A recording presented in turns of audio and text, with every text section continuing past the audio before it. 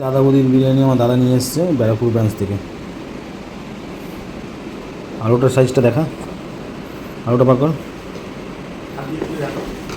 এই দাঁড়াও, এটা হচ্ছে তোমার এতটা স্যালাড, এতটা স্যালাড দিয়েছে, আবার চাটনিও দিয়েছে। দেখলাম চাটনির কোয়ান্টিটি, আলুর সাইজ দেখো, ভালোই বড় আলুর সাইজ, আর গন্ধটা ফ্লেভারটা খুব সুন্দর লাগছে। মটনের সাইজ দেখো, বুঝেছো? এই যে রিয়াজি খাসি, একদম রিয়াজি খাসি, এগুলো চর্বি দিয়ে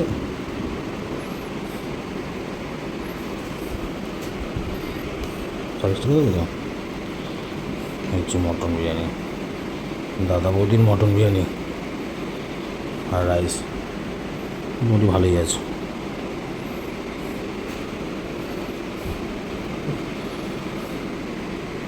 এই যে আলুর সাইজ প্রচণ্ড, এগুলো চর্বি।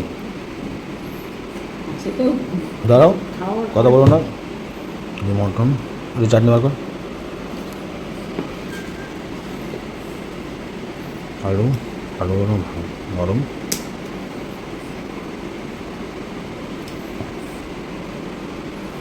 স্যালাড দাও।